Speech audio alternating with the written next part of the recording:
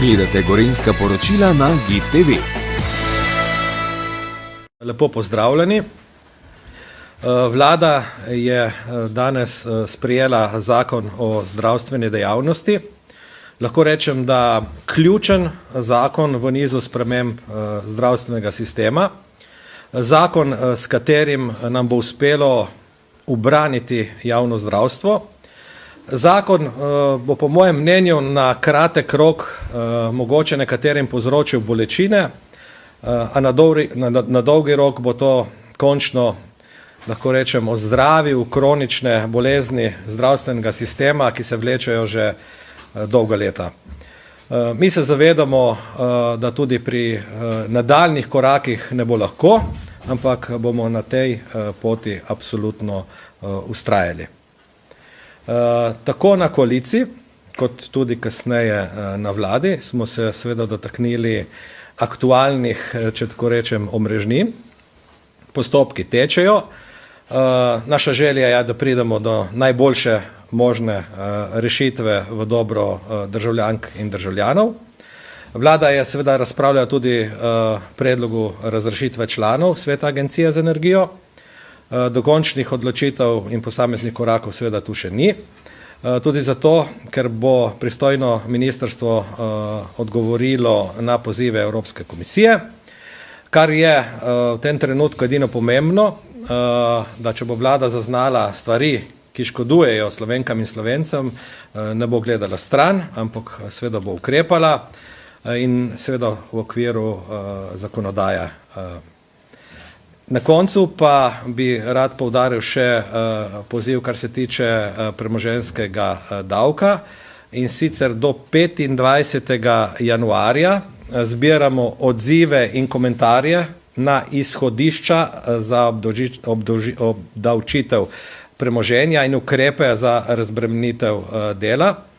Ključno, kar se mi zdi v tem trenutku, ko smo na izhodiščih in iščemo tudi dodatne predloge, je to, da je namen tega davka razbremenitev plač in hkrati tudi omogočiti, da pride na trg čim več praznih stanovanj, ki je po naših informacijah v tem trenutku okrog 150 tisoč.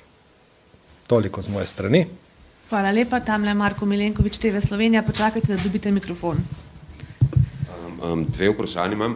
Vseeno, če lahko malo bolj pojasnite, zakaj ni prišlo danes do odločitve v zvezi z zahtevami za razrešitev sveta agencije. To je napovedoval tako minister kot predsednik vlade, kot koalicijski poslanci, pač specifično so govorili o četrtku, današnjem dnevu. Kaj se je zdaj zgodilo?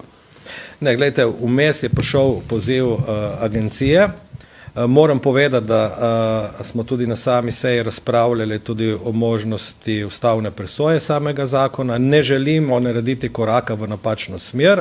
Vzeli smo si čas, točka je prekinjena in dokončna odločitev bo v naslednjih tednih, ker mora biti obrazložitev v skladu z zakonodajo. In ne želimo tu dejansko se prenagliti. Vložen bo seveda tudi poslanski zakon v kratkem, kjer bo kratkoročno razbremenil državljanke in državljanov v tistem delu, ki tangira na to odmero, bomo rekel, najvišje urne postavke, ki je vezana seveda na omrežnino. Še eno vprašanje, no? Še vprašanje, danes ste odločili tudi o dodelitvi sredstev za TEŠ za izvajanje gospodarske javne službe, zdaj pa da ministrstvo, to je bilo na dnevnem redu. Pa me zanima, minister za gospodarstvo, Han zahteva revizijo postopkov dodelitve sredstev, pa me zanima zdaj, kakšno je stališče vlade tle. Ne, lejte, na koaliciji tega nismo razpravljali, dajte to vprašanje res pristojnemu ministrstvu, prosim, nasloviti. Ja, pa vlada še v bistvu traja, tako da bomo po koncu dali sporočilo za javnost, ker bo tudi to pojasnjeno. Ja, Tadej Grešovnik, POP TV. Minister Arčon, danes smo seveda v zvezi s tem, kar je kolega Milenkovič spraševal, pričakovali pojasnila pristojnega ministra Kumra, danes ne bo na voljo za izjave, kaj se je dogajalo na seji vlade okrog tega vprašanja razrešitve in zakaj se zdi, kot da minister, ko je šlo to za jek, zdaj, ko gre za metodologijo, pravzaprav nima dovoljenja, da nastopa pred kamerami. Kaj se je vmes zgodilo in kaj se je danes dogajalo na vladi, da do teh razrešitev ni prišlo? Daleč od tega, jaz moram povedati, da smo že včeraj na koaliciji se dogovorili, da danes do razrešitev ne pride, predvsem iz razloga, ki sem ga omenil, da ministrstvo, ki je dobilo poziv od Evropske komisije, ustrezno obrazloži vse namere in nadaljne postopke, da tudi dobimo na nek način podporo tudi Evropske komisije, ker ima do zdaj samo eno plat zgodbe in daleč od tega, da minister nima dovoljenja za nastop v medijih, ravno obratno, jaz komuniciram o sklepih in odločitvah vlade in dogovorih, ki so dejansko tudi koalicijsko usklajeni. Vseeno bi še dopolnil vprašanje ministra Arčon, kaj so naslednji koraki, ko gre za razrešitev teh treh preostalih članov, ki niso upoštevali poziva predsednika vlade. Se pravičujem, kaj bi lahko bili ti naslednji koraki, to pomeni, kaj ste to odločitev samo zamaknili, v kakem smislu se zdaj kar naenkrat ta odločitev ni več tista prava in ali je to pismo Evropske komisije vlado zbudilo ali pa jo, ne vem, usmerilo na neko drugo pot, da je zdaj prišlo do tega preobrata iz danes na jutri? Daleč od tega, da smo na drugi poti, ustrajamo na temu, da se 3 člane razreši. Vzeli smo si čas, gradivo bo dodatno obrazloženo, gradivo mora temeljiti natančno na zakonskih podlagah in to bomo storili, ko bomo ocenili, da je ustrezen čas za to. Jaz bi morda samo še eno vprašanje. Še, minister Arčon, če mi poveste, kako gledate na to pismo, ki je prišlo iz Bruslja. Taka pisma smo v preteklosti že dobivali, mogoče za neka druga področja ali pa druge pomisleke iz Bruslja in takrat je bila ta vaša politična opcija do teh pisem zelo kritična, kritična v smislu, da načenjajo taka pisma ugled Slovenije v Evropi. Generalni direktorat Evropski za energetiko, za energijo je zaskrbljen nad tem, kaj se dogaja in je zaskrbljen nad pozivi politike k odstopu in načrti za razrešitev. Kako vi razumete to pismo? Zaskrbljen si lahko takrat, ko poznaš samo eno plat zgodbe. Zato je naš namen, da predstavimo tudi drugo plat zgodbe, ker menimo in ocenjujemo, da so državljanke in državljani bili s strani komisije zavedeni. Kot sama agencija, se opravičujem, ko agencija sama trdi, da 90% državljank in državljanov ostaje na istem ali na boljšem, hkrati pa kaznuje približno 10% ljudi, ki so šli na čisti vir energije. Tisti, ki so kupili električne avtomobile, toplotne črpalke in sončne elektrarne. Tisti so kaznovani in kaj je zdaj pomembno pri temu?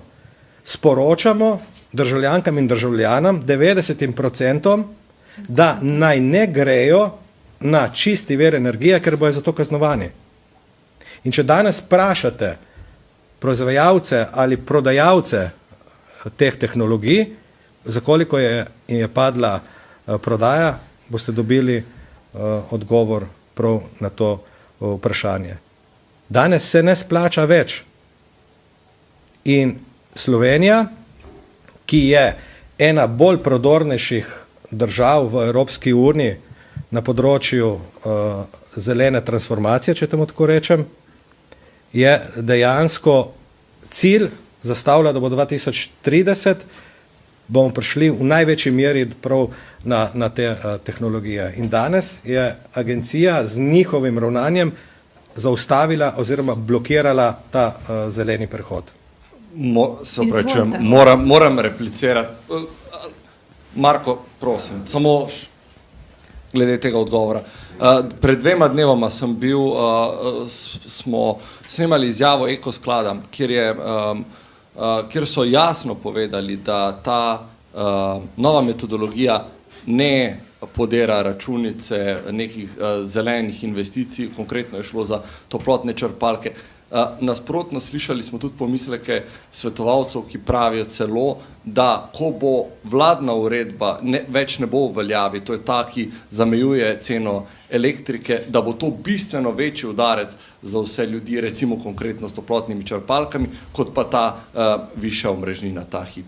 Samo še to. Seveda se vladna uredba je na nek način blokirala cene energije, da je preprečila podražanje, bistveno podraženje tega. Če greste vprašati pa proizvajalce, enega recimo vodilnih na področju toplotnih črpalk, slovenskega proizvajalca Kronoterm, boste dobili odgovor, zakaj se ljudje množično dejansko ne več odločajo za nakup teh tehnologij, katerim je dejansko največ poskočil tale plačilo omrežnine. Marko.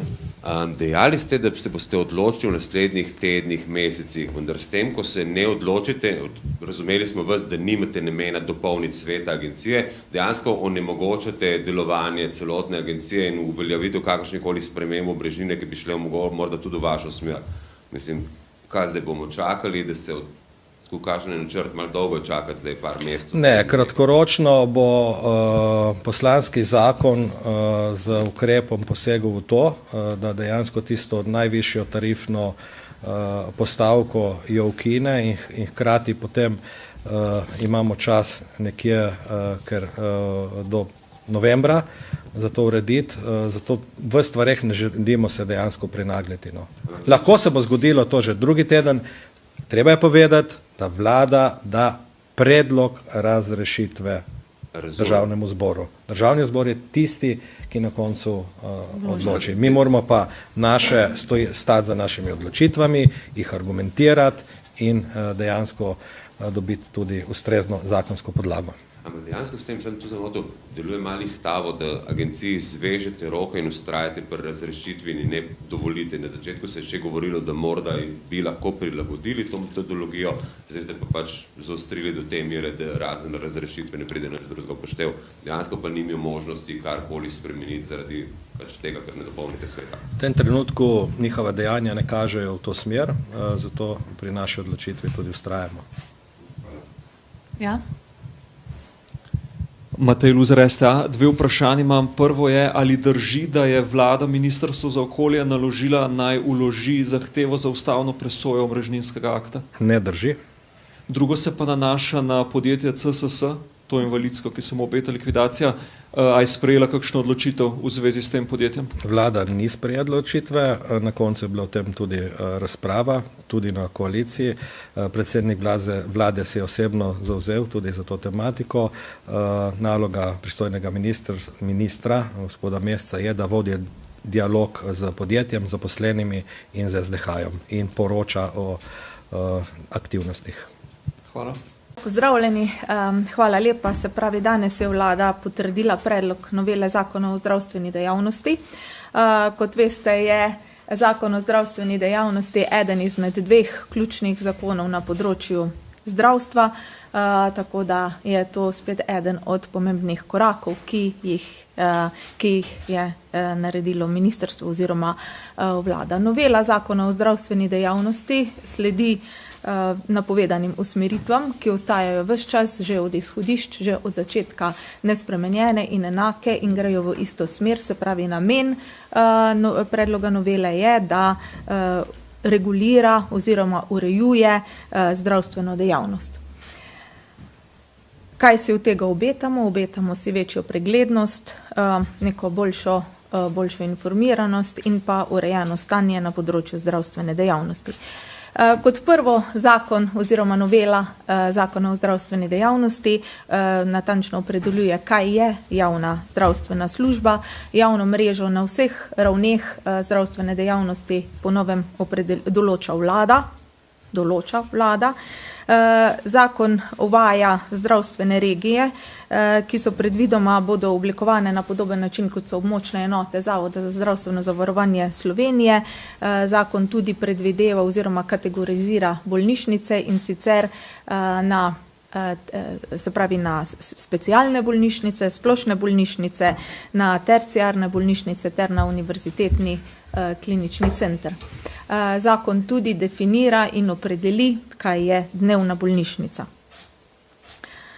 Kar se tiče neprekinjenega zdravstvenega varstva, je po predlogu novele obveznost vključevanja v neprekinjeno zdravstveno varstvo velja za vse zdravstvene delavce zaposlene v javni zdravstveni mreži, ki upravljajo zdravstvene storitve na področju, ki sodi v okvir dejavnosti neprekinjenega zdravstvenega varstva. S tem želimo seveda doseči, da ker bodo vključeni vsi delavci v zagotavljanje neprekinjenega zdravstvenega varstva, bodo obremenitve bolj enakomerno razporejene in bodo tisti delavci, ki sedaj izvajajo neprekinjeno zdravstveno varstvo, razbremenjeni. Zakon tudi regulira javno in zasebno, se pravi urejamo prehajanje zaposlenih iz javnega v zasebno zdravstvo. Novela predvsem spodbuja zaposlene, da bodo več delali oziroma ostajali v svojih matičnih ustanovah. Zdravstveni delavci v javnem zdravstvenem zavodu bodo za dodatno delo pri svojem delodajalcu lahko plačani prek podjemne pogodbe, ki bo davčno bolj ugodna, se pravi za lastne zaposlene v javnem zdravstvenem zavodu. Novela zakona predvideva davčno razbremenjeno plačilo pri podjemnih pogodbah. Soglasje za delo pri drugem delodajalcu se širi na zdravstvene sodelavce. Soglasje za delo pri drugem delodajalcu se lahko pod določenimi pogoji izda za sklepanje pogodbe o zaposlitvi s krajšim delovnim časom ali podjemne pogodbe, in sicer le pri drugem javnem zdravstvenem zavodu ali koncesionarju, se pravi znotraj v okviru javne zdravstvene mreže, torej ne pri čistem zasebniku. Soglasje za delo drugje bo lahko izdano za delo na fakultetah, za zagotavljanje zdravstvenega varstva na javnih prireditvah, za delo v okviru mobilnega paliativnega tima, pri Rdečem križu, pri Slovenija transplantu, gorski reševalni službi, gasilcih, civilni zaščiti in za upravljanje neprekinjenega zdravstvenega varstva v drugem javnem zavodu. Zakon v 8. členu sedaj predvideva tudi izjemo, in sicer, da bodo javni zavodi lahko z vrhunskimi strokovnjaki, ki so zaposleni pri čistih zasebnikih, ki na določenih področjih v zdravstvu uvajajo nove metode zdravljenja, imajo določeno število let delovnih izkušenj, izjemoma sklepali tudi pogodbe o zaposlitvi s krajšim delovnim časom. Se pravi, gre za neko zaščito javnih zdravstvenih zavodov v primeru, da bodo potrebovali zaposlenega na nekem področju, bo lahko z tem vrhunskim strokovnjakom tudi sklenil zaposlitev za krajši delovni čas. Se pravi, ne le preko podjemne pogodbe. Zdaj, kar je ključnega, kar se mi zdi še pomembno, da omenim, je merjenje efektivne obremenitve. Se pravi, veliko težo polagamo na to metodologijo, ki bo enotna, ki jo vidimo na ministrstvu predvsem kot orodje menedžmenta, da bo imelo v rokah nekaj, da bo lahko odločalo o tem, kdo dobi soglasje za delo pri drugem delodajalcu, s kom se sklene podjemna pogodba. Se pravi, v okviru dopolnilnega dela pri lastnem delodajalcu bodo pa zdravstveni delavci lahko upravljali tudi seveda raziskovalno, pedagoško in strokovno delo. Se pravi, cel zakon je v bistvu usmerjen na to, da imamo v zdravstveni dejavnosti večjo preglednost, večjo transparentnost, da se izboljša učinkovitost in predvsem pravičnost zdravstvenega sistema. Sledimo konkurenčni prepovedi za tisto majhno izjemo, se pravi za vrhunske strokovnjake, v primeru, da je potreba po zdravstvenih delavcih na določenem področju v javnem zdravstvenem zavodu. Hvala lepa. Hvala. In še gospa Humar, izvolite. Jaz mislim, da je ministrica povedala, mi kot dva glavna temelja tega zakona v resnici vidimo postavitev mreže in pa upeljavo merjenja delovnih obremenitev. In kot glavni cilj tega zakona smo si postavili, da naš zdravstveni sistem uredimo in da ga naredimo preglednega in predvidljivega. Jaz sem vesela in mislim, da z to novelo, ki je bila danes potrjena na vladi, bomo lahko to tudi dosegli. Hvala lepa. Vprašanja? Domen? Domen Anderle, Slovenska tiskovna agencija. Mogoče najprej, ker je bilo res veliko usklajevanja, a se je in kje ta predlog, ki ga pošiljate v Državni zbor od včeraj, ko ste, gospa Humar, pač podali podrobnejša pojasnila, še spreminjal, če lahko to razložite? V resnici od včeraj bistvenih sprememb ni bilo, nekaj dodatnih uskladitev okrog revizij z Ministrstvom za finance, ampak take zelo tehnične podrobnosti. Edina v resnici bistvena novost je, da smo med vrste bolnišnice kot posebno vrsto dodali univerzitetne klinične centre, torej bolnišnice, ki izvajajo vrhunske storitve na sekundarnem in terciarnem nivoju, imajo pa poleg tega še zagotovljeno neprekinjeno zdravstveno varstvo za večino zdravstvenih dejavnosti. Tako da te bolnišnice so zdaj kot samostojna enota, poleg že dosedanjih specialnih, splošnih in pa terciarnih bolnišnic. Torej, če prav razumem, tudi ta člen, glede vrhunskih strokovnjakov, ostaja enak. V eni različici je bilo zapisano, da bi se te pogodbe v javnih zavodih s temi vrhunskimi strokovnjaki sklepale za 12 mesecev, pa potem vsakič podaljševale. Je ostala ta dikcija potem? Te dikcije so ostale, tega člena od včeraj nismo spreminjali. Mogoče še, ministrica, ste našteli te izjeme, ki ne bodo potrebovali soglasja delodajalca za delo drugje. Mogoče zanima me glede konkreten primer, recimo nek reševalec, ki je zaposlen v zdravstvenem domu, bo lahko recimo delal pri nekem zasebnem zavodu, ki na neki recimo nogometni tekmi zagotavlja pač zdravniško zdravstveno oskrbo. Kako bo s tem?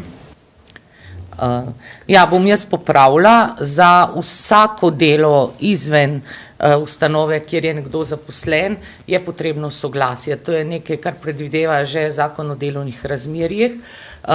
Bo pa za nekatere stvari možen spregled pogojev, to pomeni, da ne bojo rabili izpolnjevati vseh pogojev. To so predvsem stvari, ki ocenjujemo, da so pomembne za javnost in za javno zdravje. Tako so na prvem mestu seveda neprekinjeno zdravstveno varstvo, potem imamo tu delo v različnih enotah, v silah za zaščito in reševanje, policiji, vojski in tako naprej. In pa seveda tudi kakršnokoli delo v okviru skrbi za zdravje na javnih prireditvah, tako da reševalci bojo lahko še naprej skrbeli za varnost in zdravje udeležencev, ne vem, v Planici ali pa na Pokalu Vitranc in na takih velikih prireditvah. Rabijo dovoljenje, ampak ne bojo rabili izpolnjevati vseh pogojev in omejitev, ki jih zakon predvideva. Pa mogoče še glede nujnega zdravstvenega varstva, ta obveza, kolikor mi je znano, to že velja v zakonodaji, pa se pač ponekod ni izvajalo. Kaj bo zdaj drugače, da se bo to izvajalo, morda globe, poostreni nadzori? Ta zaveza do sedaj velja za zdravnike. Z novelo zakona zavezo širimo na vse zdravstvene delavce, to je prva novost. In seveda predvidevamo drugačni postopek rekrutacije teh zdravstvenih delavcev. Če smo do zdaj govorili o programu, ki ga pripravi Ministrstvo za zdravje, kar je nekaj, kar je ob trenutno nepostavljeni javni mreži zelo težko, če ne nemogoče. Govorimo zdaj o pozivu, ki ga bojo izvajalci neprekinjenega zdravstvenega varstva poslali ostalim ustanovam. Tudi natančno definiramo, kdo so izvajalci zdravstvenega varstva in v resnici obveza do vklapljanja v NZV je od delavcev, ki delajo v javni zdravstveni mreži, po drugi strani pa tudi od vseh koncesionarjev. Tako da zdaj imamo v bistvu na nek način dvojno zavezo, tako da bo v bistvu to zdaj, mislim, da bistveno lažje nadzirati in ja, je po novem predvideno tudi, da če se koncesionar oziroma pri njem zaposleni delavci ne vključujejo v NZV, je to lahko tudi razlog za odvzem koncesije.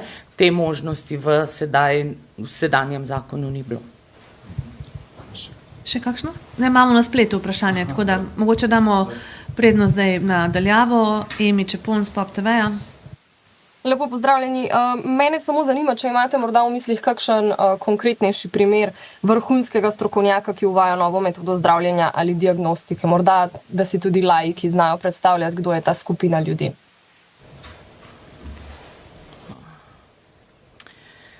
Zdaj, zelo težko na tako hitro žogo navedem čisto konkreten primer takega strokovnjaka, ampak recimo, ne vem, ker je to področje, ki ga vsi poznamo, morda kardiologija, ti mikroinvazivni posegi, pri katerih se posegi izvajajo recimo skozi žilni sistem, eden izmed takih je recimo TAVI.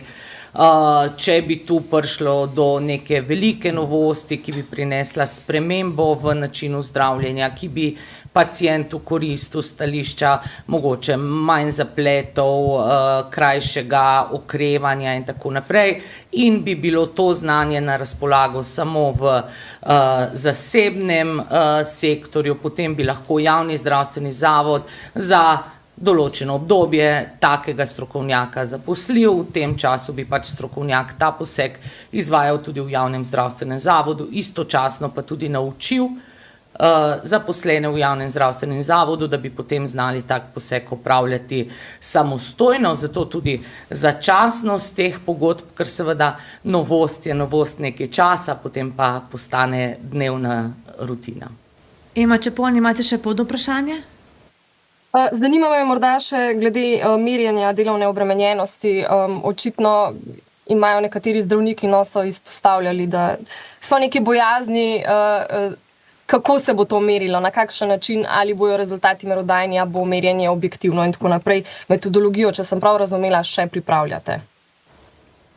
Ja, metodologija je že skoraj pripravljena. Veste, da smo imeli že v mesecu maju v resnici posvet na to temo na Brdu, kjer smo tudi imeli predstavitve že obstoječih metodologij merjenja, ki jih imajo nekatere bolnišnice že uvedene. Tako da smo potem na osnovi teh obstoječih načinov merjenja nekako prišli do tega načina, ki ga bomo mi predlagali, seveda z dodatnimi izboljšavami. Mi verjamemo, da bo način merjenja pošten, tudi poveden, predvsem bo pa pomembno to, da bo enoten za vse zdravnike in ostale zaposlene v javni mreži, kar pomeni, da bomo dobili tudi dovolj velik vzorec, ki bo še dodatno zagotavljal reprezentativnost in resničnost teh podatkov. Še eno vprašanje ima Ema Čepon, čeprav vidim potem. Ja, morda me zanima, kaj bo zdaj ta potrditev današnja morda pomenila za pogajanja s Fidesom. Zdaj mogoče še težje bomo prišli do zaključka te stavke, glede na to, kako nezadovoljni so tudi s to novelo zakona. Ministrica. Ja, zdaj pogajanja s Fidesom, veste, da se nadaljujejo med vlado in Fidesom in se bojo še naprej nadaljevala. Ta novost, kot sem rekla, je bila potrebna za to, da reguliramo zdravstveno dejavnost. Zagotovo pa prinaša veliko dobrih rešitev in tudi v smislu nagrajevanja. Naprimer, se pravi ta zamik v leto 2025, ki omogoča variabilno nagrajevanje, tako da zagotovo gremo v smer motiviranja zaposlenih v javnih zdravstvenih zavodov, tako da v bistvu je z veliko strani ta novela zakona o zdravstveni dejavnosti pozitivna za zdravstvene delavce. Bomo pa seveda videli, kako bo sprejeta. Domen? Jaz bi vprašal še, v eni od različic sem opazil člen, ki govori o sanacijskih programih, sanacijskih upravah zdravstvenih zavodov. Ta člen ostaja v tej zadnji različici. Potem bi pa vprašal, v bistvu tam so navedeni neki pogoji, ob katerih se lahko to vstopi v veljavo. Ali imate mogoče podatek, recimo sploh za bolnišnice velja, da v zadnjih letih so bolj na strani izgub, bi morda ta člen že prišel v poštev za katero od slovenskih bolnišnic v tem trenutku? To je pa vprašanje, na katerega vam žal ne morem podati odgovora. Vsi ti pogoji so, vemo, da bili uvrščeni v zakon v okviru pogajanj na ESS, tam so se tudi še ves čas spreminjali in v zadnjih 4 dneh res ni bilo časa, da bi lahko naredili še dodatne analize in da bi lahko tako oceno podali. Tudi vsekakor bomo čakali tudi mi na končno različico zakona, ki bo sprejet v parlamentu. Vsi vemo, da se zakon v parlamentu še lahko spremeni, tako da dokončne ocene, sezname in predloge bomo izdelovali takrat, kadar bo dokončna različica zakona sprejeta. Pa mogoče še vprašanje, če se ne motim, je bilo v planu, da na našem dnevnem redu vlade tudi sprememba projekta prenove glavne stavbe ljubljanskega UKC, mogoče za vas vprašanje ministrica, za kakšne spremembe pri tem projektu gre?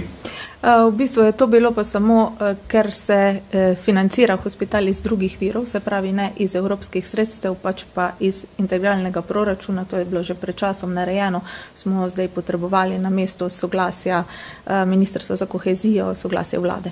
Samo ta sprememba je bila, drugače pa ne gre za nič novega, gre za pripravo podpisa teh aneksov.